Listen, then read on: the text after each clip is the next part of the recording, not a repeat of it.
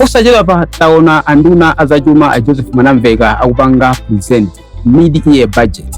Ndipo kumeneku abweresa ndithu mapolisi achilendo amene adabwitsa gulu. Anthu ambiri adabwa, koma iwo kuyankhula kwawo akunena kuti akufuna akonze ikonomi ya dziko lino. Mafunso nkumati, kodi zimene iwo ayankhula zimene tikufuna tikambirane pakadali pano ndi chani? Makamaka mtsiku la lero tifuna tikambirane zokhudzana ndi misonkho imene ikuoneka kuti yakwera. Anduna anena kuti VAT, msonkho umene umadulidwa pakatundu amene akugulidwa ndi mzika wakwera ndi 1%. Komanso peyi, msonkho umene umadulidwa makamaka kwa anthu amene amagwira ntchito akamalandira salary. Kumene kuso ndithu kukuoneka kuti chapena pake wakwera ndithu. Komatu mu studio muno sindili ndekha, ndi katswiri wina amene ndithu amayankhulapo pa zochitika za mdziko lino. Amene ndi amene tikhale ndithu tikugadabula naye kuzukuta nkhani imene kuti kodi zinthu zake zikuyenda motani. Kodi kukwera kwa misonkho imeneyi ubwino wake ndi otani ku dziko komanso ku ikonomi. Komanso zipanga affect banji miyoyo ya anthu osiyanasiyana. Mzanga kumeneko ndikukhulupirira kuti ukundimva bwino lomwe pamene tikufuna tikambirane nkhani imene anduna apanga present masiku angapo apitawo.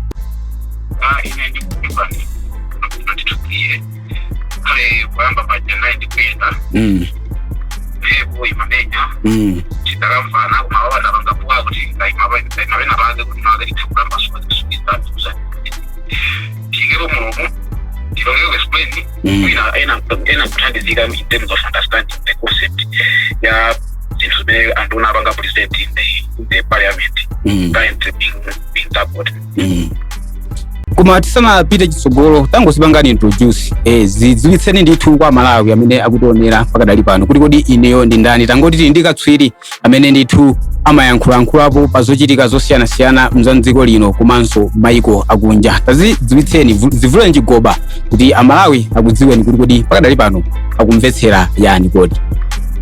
Ine kuti nanga ndi overton Benedi mapeto kufunda kama uchi kuti ndewe chabwino mwina nkumafusa na kuti kodi ndizi ndikulankhula zimene kwinga bomo pau siteka kuti fune ndapanga kusachuma ndapanga kumapusiraji azachuma fune abantu ndichira accountant ndikutero mwina nditakukhala kutekera kuramba swako pali zimene emachidule titawuzipanga introduce patero.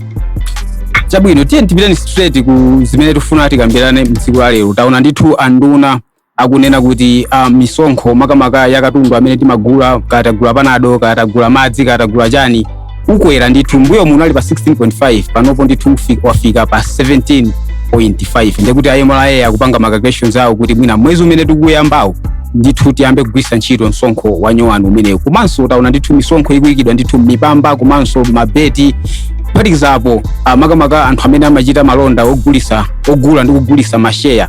Mwene kundithu kunali polisi onena kuti ngati ukugulisa masheya ako after 1 year sakudula msonkho, komano mwina before a year pamene amadula msonkho. Mataona kuti ndithu aboma amene wa anduna afotokozonera kuti onse amene azipanga zimenezi azidulidwa msonkho. Zimenezi zili ndi ubwino otani tibwerekaye ku ikonomi ya dziko in general. Kodi andunawo akuyang'ana chani? Tiyambekaye kumeneku tisanafike mwina kwa ordinary civilians. Pambiri tikambe ngati ine tikuonera komano zambiri mwina maso atikulongosola ene perspective yawo ili panga implement zimene koma yamba ikutowadira imjeni tipange understand nakuti kuti tili pati ngati dziko nkhani zokuza dziko panopo tunena pano tili mu situation ena kuti dziko ngati dziko tili ndi timati national debt wangole zimene dziko line nalo nsokwera kwambiri.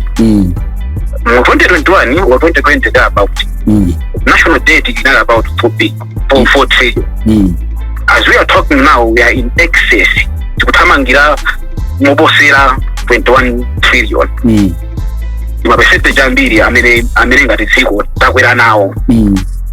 Tunena pano inflation kukwera kwa zinthu tsiku ndi tsiku imene amene inflation is so high. Timati tikapita mashopu lero tikapeza sopo 900 then mawa tikapeza 1000. Zinthu zakhazi kukwera kwambiri. Zimene zonse zanena kuti ikonomi iyi isokonekera. tikambeza ndalama zakunja imene amaiti forex sikupezeka ifuna kuti sitikupanga produce magutsu amene tingapanga export tingapitise kunja komanso zimene ife tikugula kuchoka kunja nzambiri zimene zikupangisa kuti pakhale disi mwachidolo chabe awa mavuto amene tili nawo ngati dziko amene awa anzathuwa apeza anzathu atilipiwa apeza nkutero ali ndi task ali ndi challenge ali ndi an issue to tackle which is supposed to be to revamp the economy in these three major sectors. In economy, there are sometimes the typical recover economy are supposed to go through tough time. Then kuna mataxi akwabulisa ifwa jani. Mataxi akwabulisa ifwa na kuti one ninjira yokhale ninjira imozi imene Boma limapezera chuma. Limapezera ndalama. Inu kuti mpiro chiparala mafunika ndalama. Suli amangokulinda. Ndalama zimene amazitenga kwa inu. Ngati ma citizen azikise ku Boma kena wakakulima mankhwala. Njira ina imene amapezera ndalama Boma kuti ngongola. Ngongola maiko akunja kungongola ku mabanki au amalawo. Maso kungongola ku ma citizen. Izo zimene zili pakadali panopo nzoona kuti sizimakwanira. Ngongole zathu zachipuka kwambiri. We are no longer sustainable. Singazipanga sustain ngati kuti ma interest ndambiri. Pamene ndalama zimene zimatolera zinalizocheperako. Okutero amafunika kupanga decision yolondola even nyumba. Mulilenge dziko lingati nyumba. Pakutero Boma limanena kutenga madecision olondola kuti inowa apitikange kafa. Tipitize kungongola sitingapitize kungongola. Funa ngongolezo nzambiri kale. Njira yophikisisa ngakhale iyo kweteka funawo inaona kuti titolere ndalama. One titolere mwandondomeko. Two tichulukise kaloledwe ka ndalamako. Ngati timakuwa uyu timantolera tene kwacha. Tizintolera ndipo tizintolera ku 20 kwacha. Pachina icho simera mabanga. Pakutero tikhala ndalama zathu zonena kuti sitingangongole sibakhala ma interest. Ndikuti tikhala topanga manage debt ija. Zinthu zimene zizi ku economy zinzabwino. Koma ku individual zili impact. Munthawi imene iyi ku individual ndelo ngati wewe ngati umakhala ndi handi kwacha. Limatenga po 10 kwacha. Ndikuti panthawi imene pasana kuti uzi umasala 90 kwacha. Koma panopo Boma yanalo kuti ndinga 20 kwacha usala 80 kwacha. Ndikuti zozazana kuti mukanthawi kochepa. Mukanthawi mati short term. In the short term, Malawi are going to suffer the consequences of this decision. Tona kuti akhala kuti alibe ndalama zochulukako imene amakhalira mbuyo. Asa kusama shares yawo ndalama zimene ankapeza panopo azipeza zocheperako. Asa akakhala anzasala yawo chifukwa mataxi achakulirako kazichepa ndithu. Zimene unosazana kuti ngaruma kula mazira atatu ndi ndalamayo ndikuti zifungo zikula mazira awiri ndalamayo. Ndikuti in the short run tulaona kuti Amalawi are going to pay the consequences of this decision. Koma kuti tikamapanga decision timangoyang'ana in the short run yokha. Ayi. Tikuona kuti ayi. Tifuna kuti tikufunira ona kuti tilenge ma decision ona kuti atipweteka pano.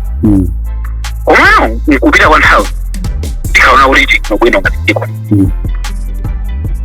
Potero ndo amene tunaona kuti in the long run chingachiteka. In the long run ndakuti ngongole zija tichepa. Tuna kuti ngongolezo sizikula kwambiri. Tikamatenga ngongolezo tizitenga ngongolezo mwina for development purposes.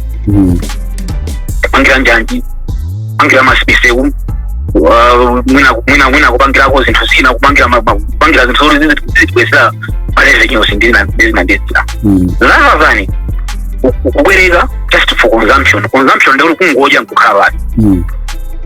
Zimene in the long zimene zikakhala kuti panopo zichita kufuna kuti ino tizolera ndalama for consumption tizolera tokha ndalama. ndikuti tisiyoni chimene chimachitika no ku economy kuti zinthu ndifuna ndipangezako element ya inflation imene nayikambako na kuti inflation is high kuti zimene decision imene ithandiza kwa inflation kana inflation kuti chinthu chikulente usaondikhulupirira na kuti chinthu chikulente wani wina afunika kusema utula komanso wina akhalona kuti akwanisa kuchikula chinthu akhaulu wina unaona kuti afuna kusema utula uja afuna kusema utula uja wakwesa chinthu chake akoma palibe umukula pakupita panthawi amakhalona kuti abweraso anaona kuti yakuno ndachosakutene kwati nawo ndikufuna ndipangerereti kuti Misonkho impact yake kundrama imachitika njani impact yake ndionaona kuti it will reduce money in circulation ndikuti ndrama zimene anthu muzikhala nazo mpochepa ngati ndrama muli nazo zochepa ulo munthu atakweza motani simukula chifukwa muite ndrama zote ndi chimene chimachitika munthu wina uja akatsitsa mtengo wake uja tangangokwezayi chifukwa ino ndrama simukhala nazo nayo chifukwa kuti Misonkho yalanda ndrama zambiri zikuboma kusiyana ndi kwathu ulo anthu atamakweza zinthu simmakula azirizada anthu aja azititsazi akamasisa zinthu zija ndekuti zinthu zikamba kuzikana kuti nozikhaona kuti maprices ngocheperako mu economy. This is the only the other way of curbing inflation. Ndekuti inflation ija daipanga maintain anthu samangokweza chifukwa kweza Misonkho yambiri so pamene popoti kupanga no tako zinthu zija nditupanga tako zinthu zija how the economy works koma zimene zingachitike mukanthawi kochepa ndikuti mukanthawi kochepa zinthu zikuti zinakwera tipanga safa koma chifuna kuti mkatikati mukupita kwa nthawi timasalale timakweraku anthu kulimbikira amalimbikirako zinthu zimakhalana kuti ngati chaka chatha unapeza 10,000 panopeza 20,000 mkupita kwa nthawi mapeza kuti zinthu zikukwera koma sikuposa mmene anthu akupezera ndalama in the long run imezoona kuti that decision has helped to tackle inflation. That decision has helped to reduce debt, national debt. Ngongolezi ja zichipako chifuna kuti simzonjezera kwambiri ngatirawonjezera tizikhaona kuti wonjezera nchituyena tozabweza choka wonjezera nchituyena kuti chithandiza Malawi economy chaikhaona kuti kupanga chitaitika so mukandifunsana kuti decision imene iyi njolondola chifuna kuti it has worked in favor of economy mayiko ngati China they were once as poor as we are they had to go through hard challenges to get out of the poverty, get out of the poor economic situation that they were at that particular time. It's a model that has worked in several countries. Countries, I mean, they had to go through hard decisions. And hard decisions, you don't need to please people. And this is the time that DVD, many banks spend. For how we know it's your bit. We review our survey, we are here to stay. We will vote in the next 5 years. Zima vote in what is the how mabelo belo. If we and I'm campaign. Oh, this is so really. The Royal Drama is and Malawi Drama it can only turn the economy if those funds have been put to use properly. When I tackle issues of unnecessary expenditure, when I tackle issues to do with corruption, all those areas have to be tackled. When drama zo tikasinya sinya Malawi aja, drama zo sisipita kuendelera. Hello, sabwino bongo kudulani pang'ono mwina malingana munati nakundika kulongosola kwambiri malingana ndi nthawi molongosola ndithu momveka bwino ndikubira kuti onse amene akutonera pakadali pano amvetsetsa chilichonse chimene iniyo mwafotokoza. Programu imakhala yakanthawi kochepa ndithu koma tikudziwa kuti pali zambiri zimene tifunika kuti tigadabule tifotokoze kuti amalawi azimvetsetse makamaka taona boma likukhazikitsa mapolisi makamaka onesesa kuti ma expenditure achisawawa asamachitike, makamaka anthu amene amapita kunja akuluakulu abomawa auza kuti azikwera ndithu ndege ndithu kumalo kwa mitengo yotsika mtengo, komanso boma nena kuti ayimitsa kaye kulemba anthu ntchito kuphatikizapo kusazigula zinthu kuchokera kunja for now, ayimitsa kaye ngati aboma. Zimene zizi ndithu tifuna ikhale ndithu topic imene tikambirane tsiku lina. Komano makamaka pa nkhani ya msonkho imene mwayifotokoza lero, ndikukhulupirira kuti onse amene amatimvera pamudzi pano komanso kutionera amvetsetsa. Mwachangu a minute tangopangani ndithu wind up, kungoyika ndithu conclusion yanu kuti kodi kungomba nkota pa chilichonse chimene anduna ayankhula, komanso chilichonse chimene mukuchiona kuti chikhoza kugwirizana ndi nkhani imene takambirana mtsiku la lero. In a nutshell, for me, after analyzing the budget presentation that the finance minister has presented in the national parliament, I feel like for a start, because we cannot start. For a start, we have started well. That budget and that budget presentation by the finance minister is giving hope to citizens, giving hope to the nation. We don't turn around things. We have been in a situation whereby issues food insecurity, we have been in a situation whereby forex import cover was hovering around 6 months. Terrible situation what it all. I think for a start, what is the willingness is the presentation in Abanga present the finance minister is giving hope and is willingness. What I can say, let us put that into implementation. Let us starve ourselves as Malawians. And after starving ourselves, let us make sure now we have sustained the debt economy that we are in at the moment. I think for now I can explain in that way. I don't know if I have made myself clear on those matters.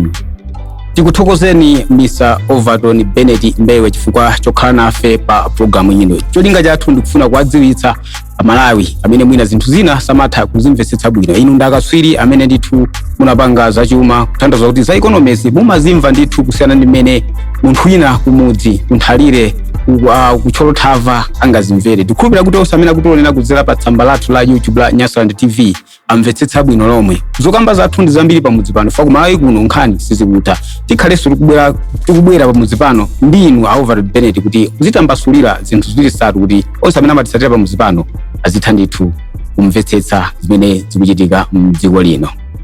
Tingokuthokozani kuti next time tikakutananisoni muzabwere mene mwabwerera mtsiku la lero. My pleasure.